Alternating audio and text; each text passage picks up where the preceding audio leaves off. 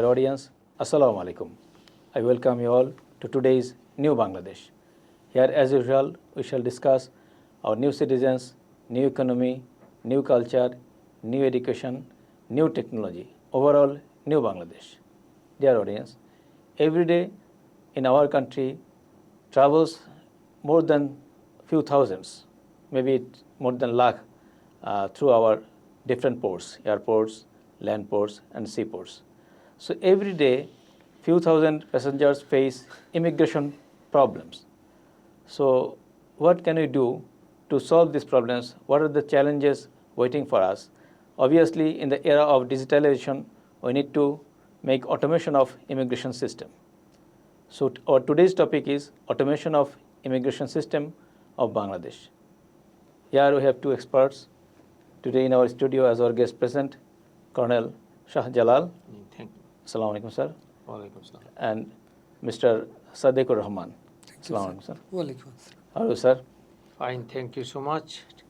Thank you to you and also viewer of your channel. Thank you. Okay.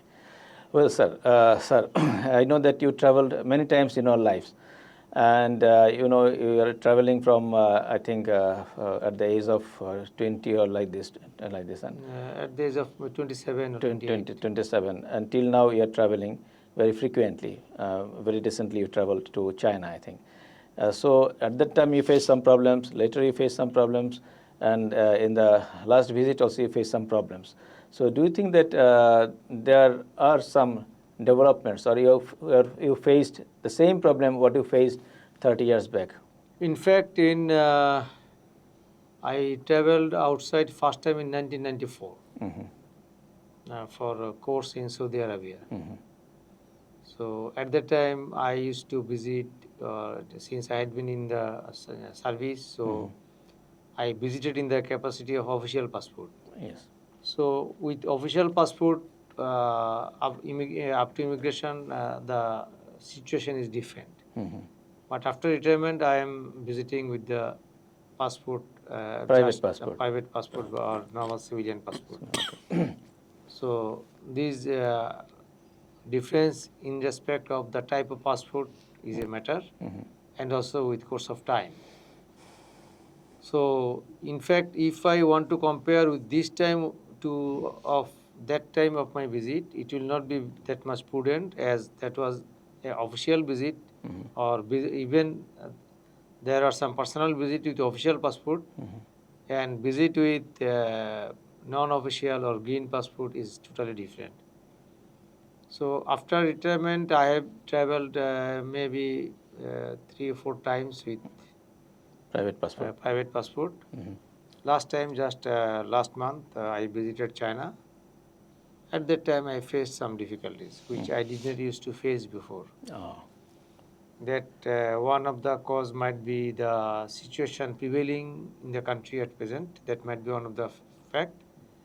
And another might be a technological issue. So let's focus on technological issue first. You see, in the modern context of the world, who is most rich? To my understanding, the person who is having more data or more information, he is more rich. So lack of data, lack of information creates confusion, creates disorder, and it ultimately leads to total a disastrous situation. So data management and controlling the data to your requirement, reporting in a proper way, it is very much important. So from my last visit, it appeared to me that there is a lack of integration of data management system between the inter-agencies.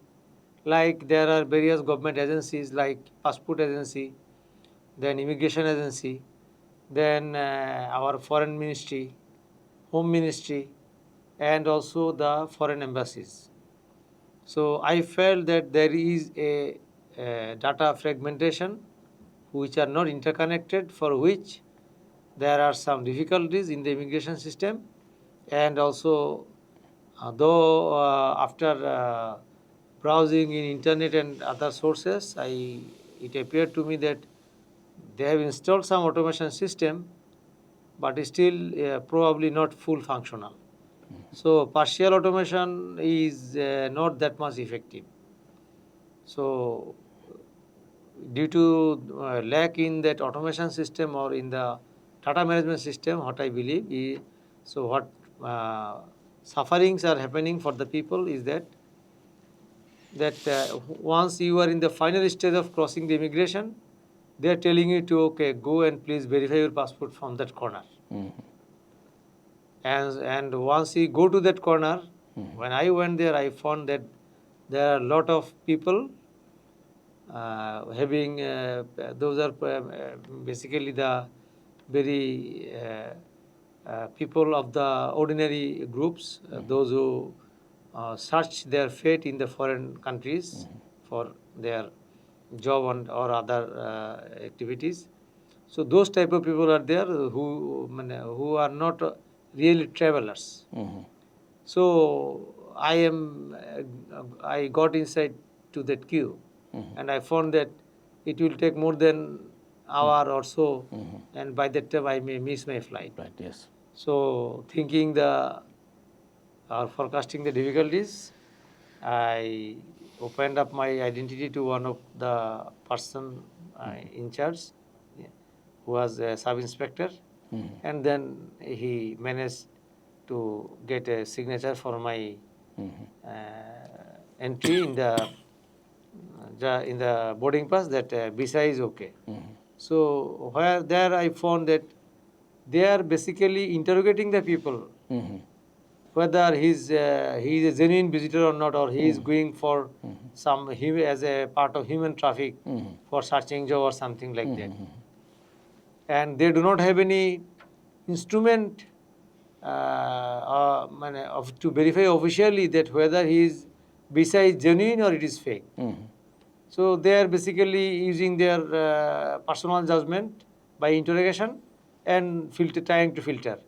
So at this age of modern era, it appeared to me very frustrating that after so much of digitalization and automation, still we have to verify manually. That is not very much healthy.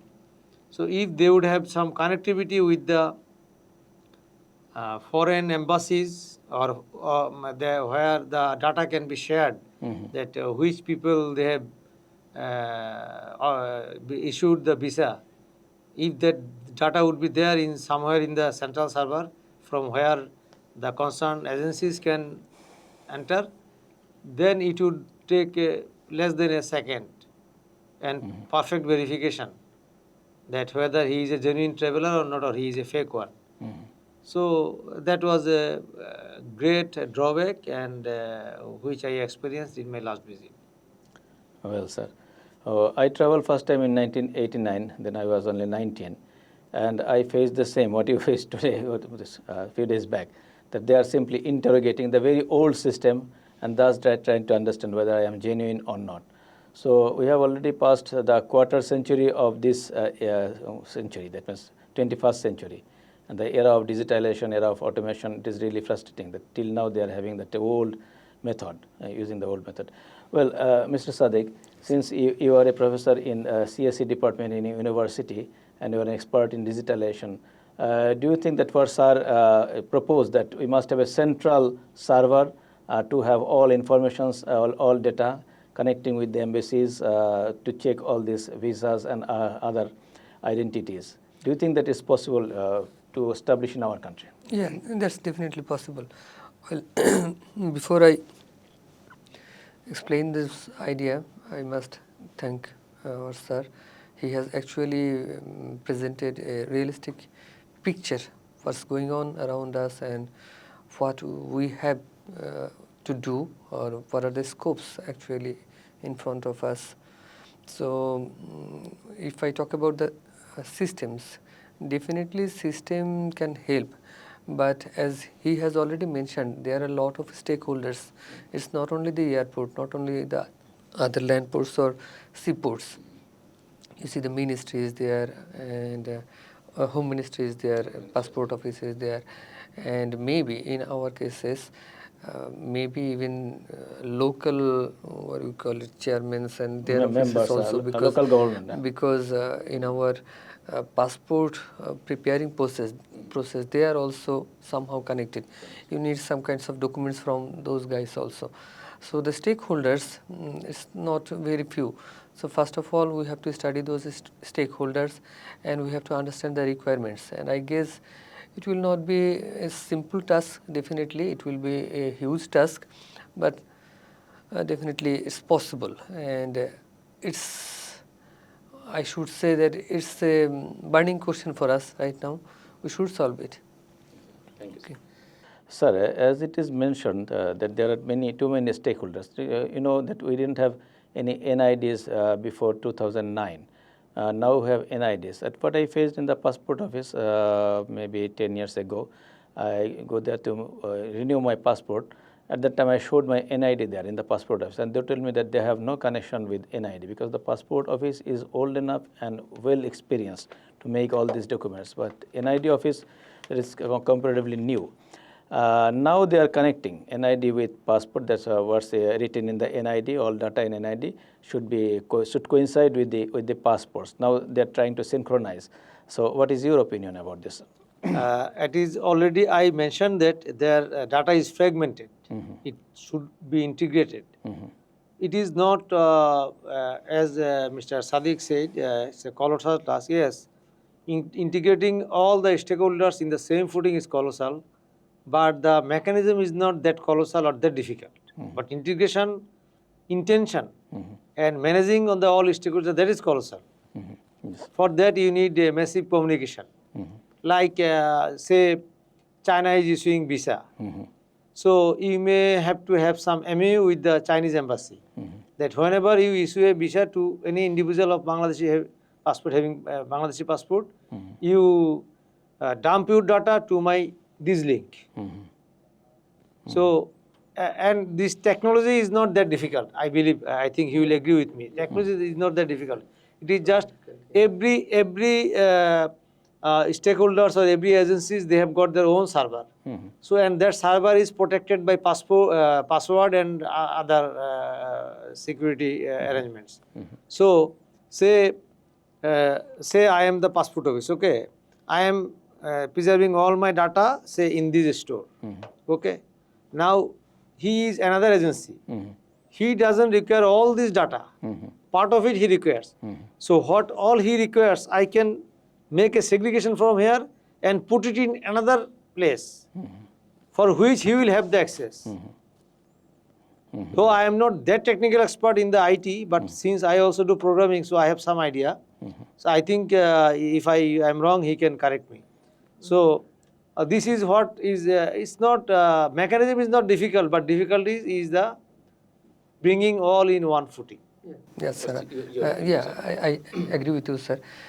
In this case, I have some suggestion. Maybe we can adopt blockchain systems so that whenever any changes is made in the system, that's somehow traceable.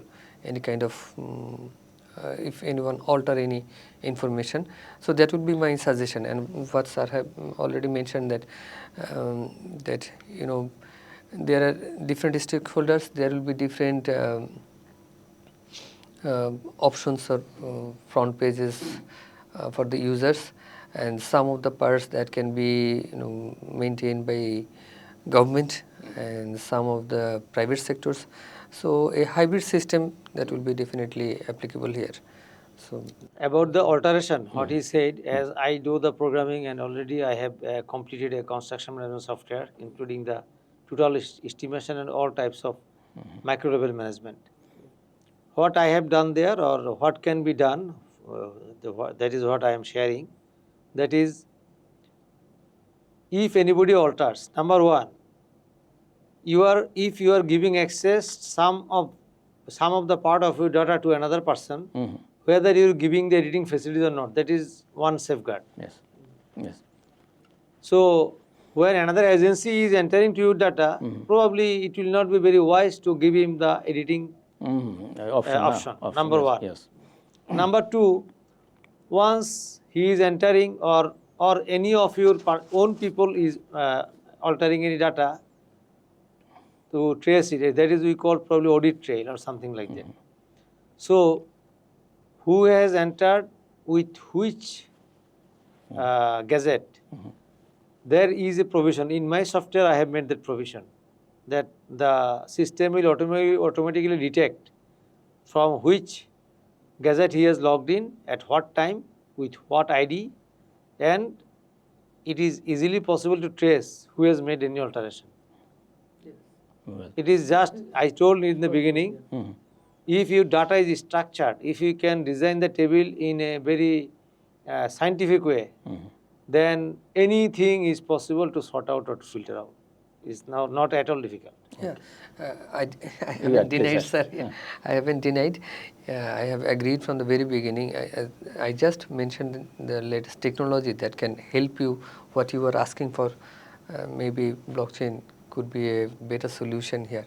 And another thing that I guess could be a matter of concern for us, the people, those who are using this system. Let's say sir already mentioned that some of the people, they are going abroad for looking for their better futures.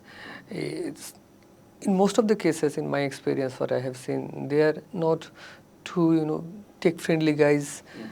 Maybe for them it could be a challenge. So we have to plan also for them so that we can make them more literate about these issues. And if most often I have seen that our employees, they are afraid that if a system is employed, maybe they are going to lose their jobs. So here my comment is, we are not thinking to replace, if you agree with me, we are not thinking to replace anyone. It's just a helping tools for them, so that the process is smooth and it can be faster, so the users or the people around here, those who are going through this process, they can get better service. I want to add with him that the afraid or fearness of the amongst the employees. Same problem I am also facing with my software. My own people in the office, they are saying that, sir, your software will make the people unemployed or junior engineer or something like that. I say no. When we used to read in class 7 or 8, at that time, a topic was very much popular, like the modern gadgets or modern developments, this computer or this something like that, robots, no, robot at that time also was not that much very much in discussion, but for agriculture, mechanization, something like that. Yes, yes. So are these going to make us unemployed or make the people poor?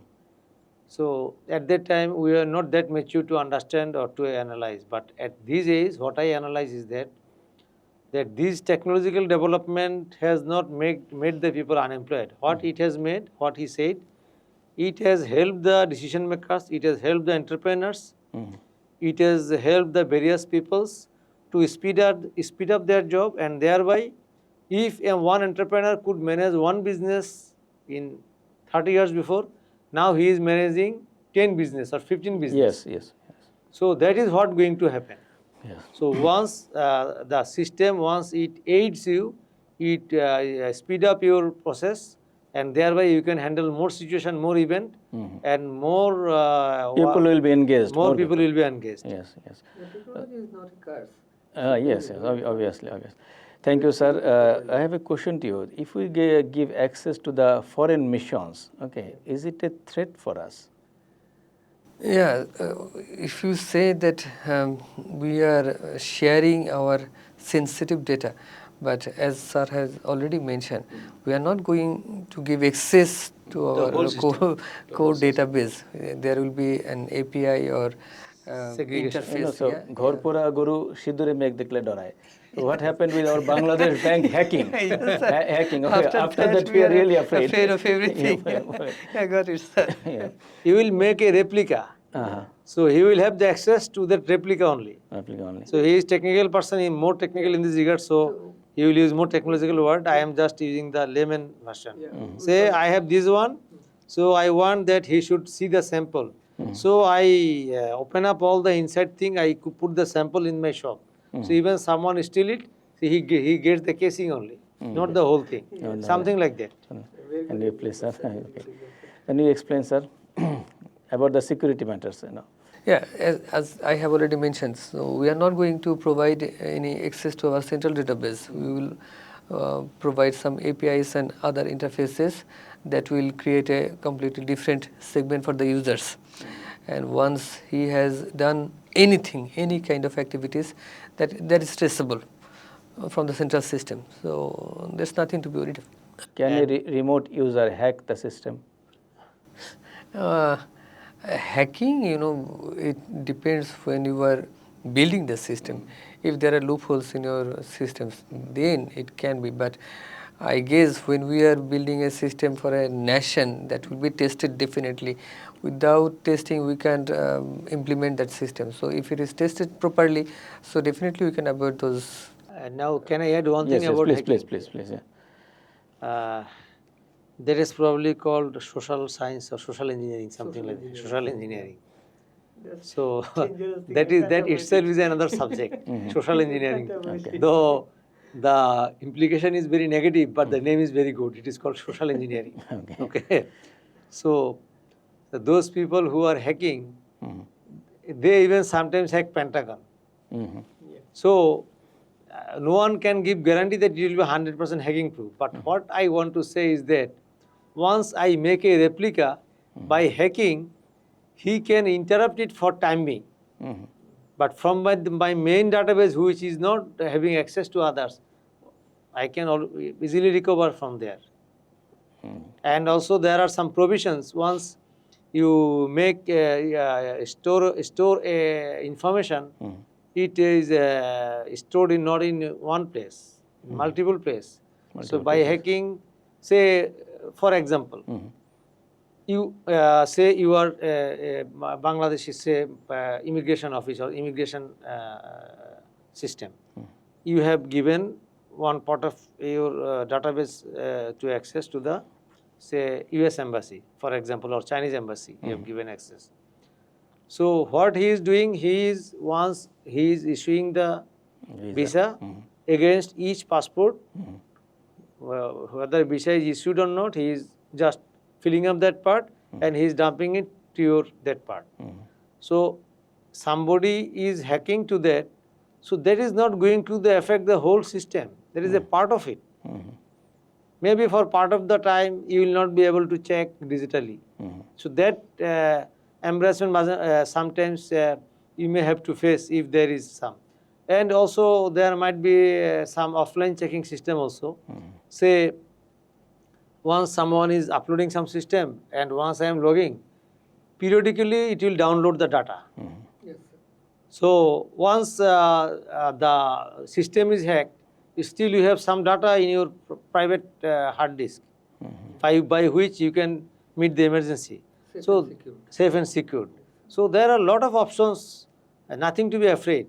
If we afraid and if we go out, if we fear to go out of the home, we may even die in our bathroom by having a slippery floor inside the room. Sir, I would like to add one more thing with him. So we are afraid of hacking. It may happen that there are natural disaster. The system may collapse. So what will happen then? So if you think about that and if you decide no, we are not willing to build these systems because it may fail and somehow the people will suffer, I don't think it will be a wise decision because it's a demand at the current time. So we have to provide this kind of service to our people and definitely we will ensure all the knowledge that we have to prevent those threats. And what sir already mentioned, the social engineering.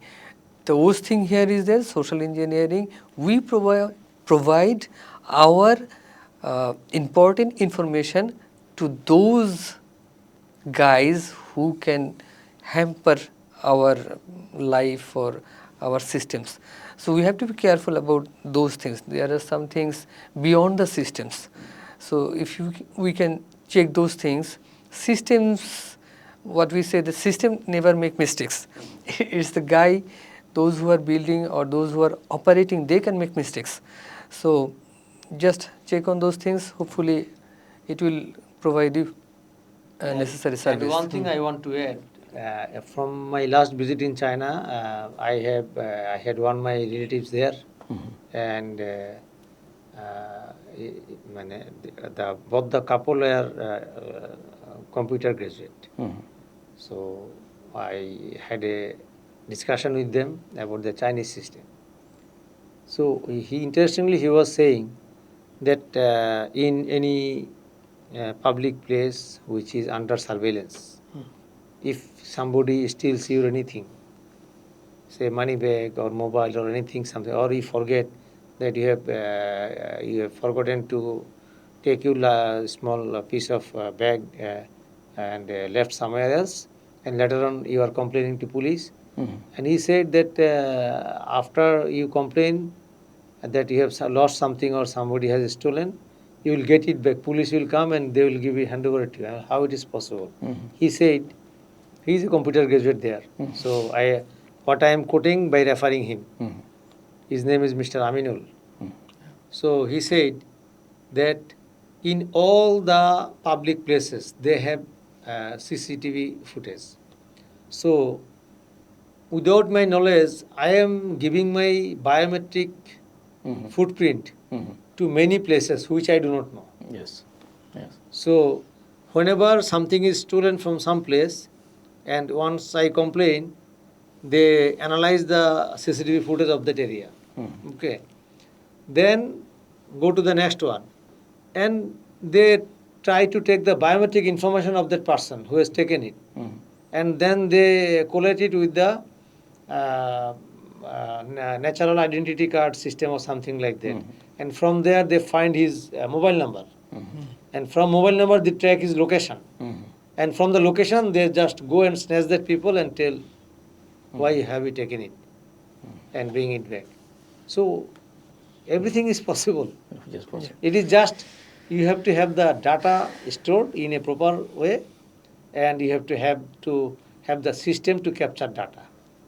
Well, sir, thank you very much. Now, always the man behind the machine is more important than the machine. Recently, what happened, that tragic incident in our airport, that fire caught there, and we lost $1 billion near about. And what about the CC footages of this area? Probably they told that at that time the CC camera didn't work. So what is your opinion about this? Now, if I want that somebody should come and steal my house, and I want to keep my cameras off, then who can save me? Yes.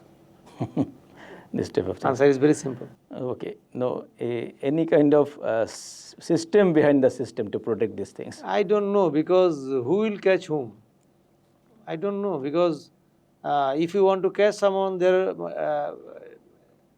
maybe the whole system is having problem.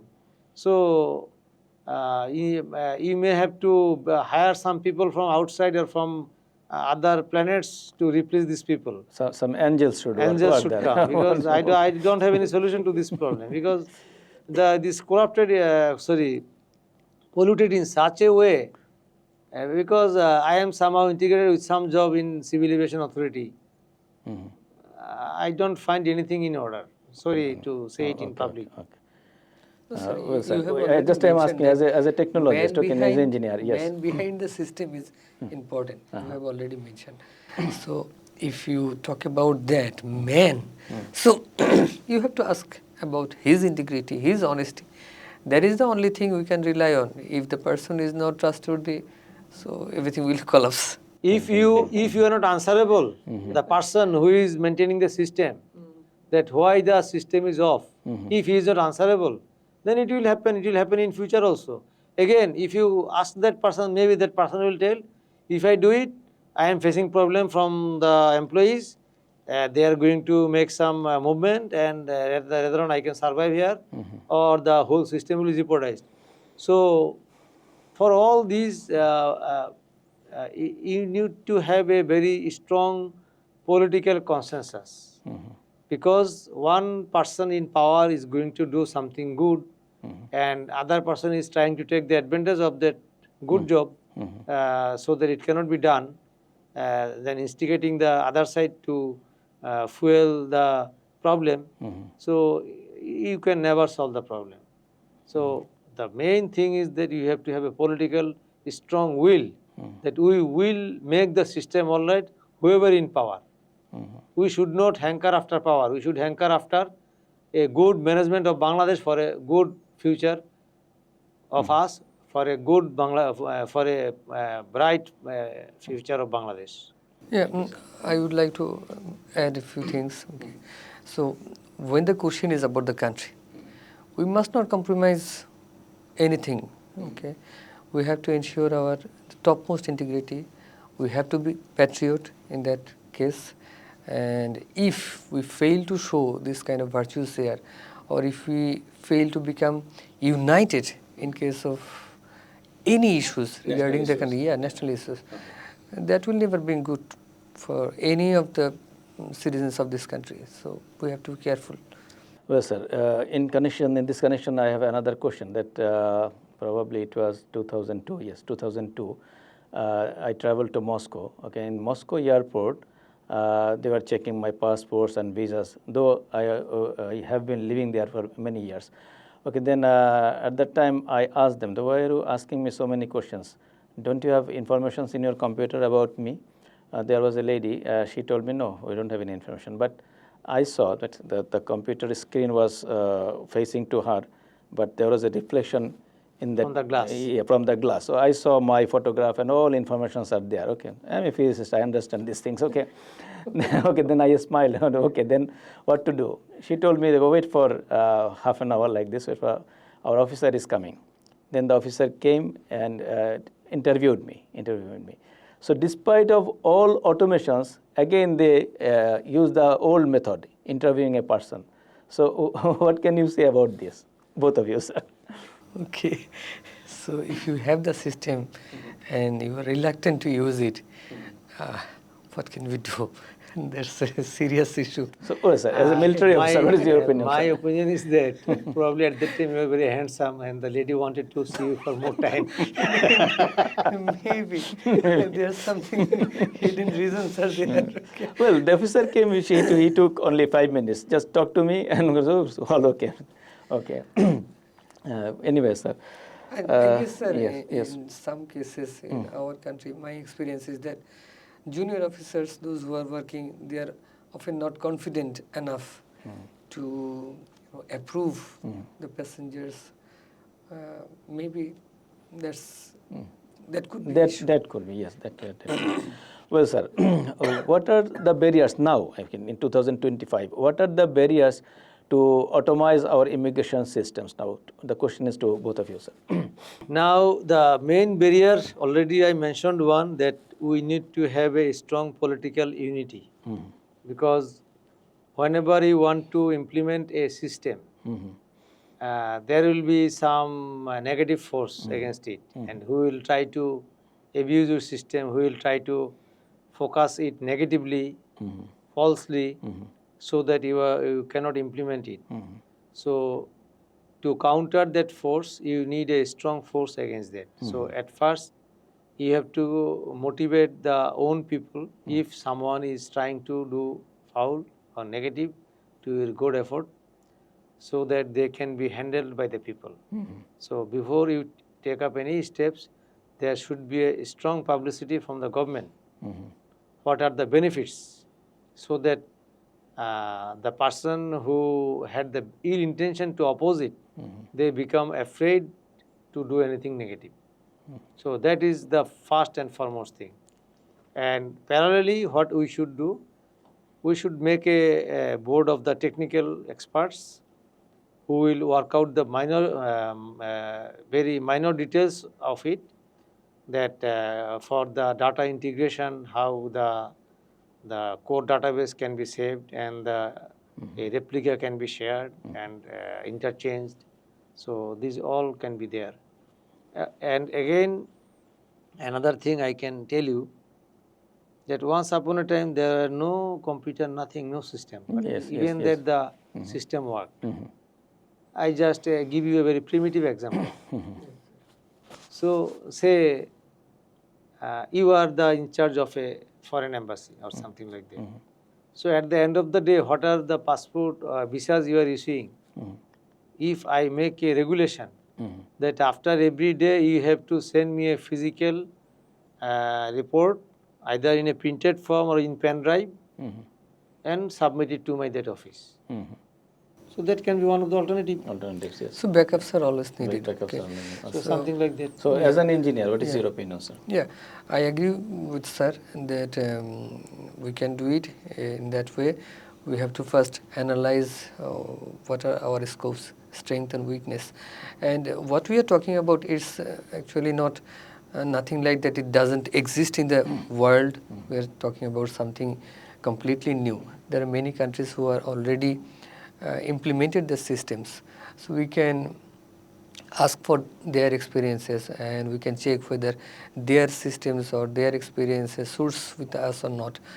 And my suggestion will be if it is difficult to implement the whole system, then we can break it into parts. We can make modules, we can build module after module, and we can have some pilot projects also, so that if there is any special cases arises in our country, we can handle those. And definitely what sir has already mentioned, that we need awareness among the citizens. They have to understand why these things are going to be done and what's the benefits.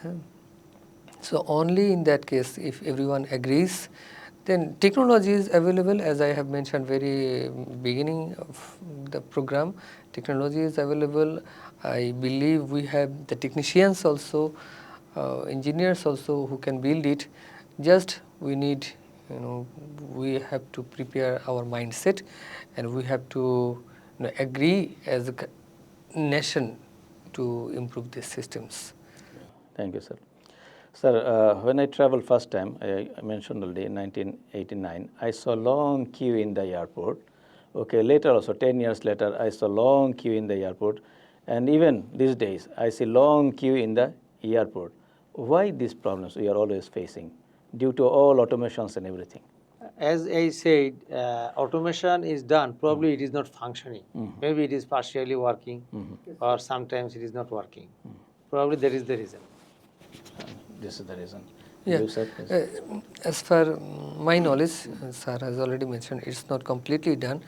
It's working partially. Some biometric features they have included, and in other countries, they have implemented what do we call it, automatic passenger. E-gate is there. E-gate, and they identify passengers once they have arrived in the airport or they are in the airplane, and there is systems also. They can categorize passengers whether someone is risky or not risky or moderate risky, who to handle how. Maybe those who are less risky, they will allow them go through a corridor. With that corridor there is face recognition system. The person will be recognized automatically and he will go through that e-gate.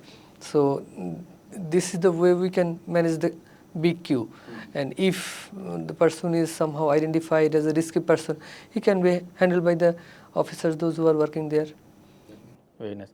Even we have lie detectors as well, as when you are interviewing someone, you have lie detectors even. As I said before about the things stolen or lost in China and how to find out. Same thing what he said.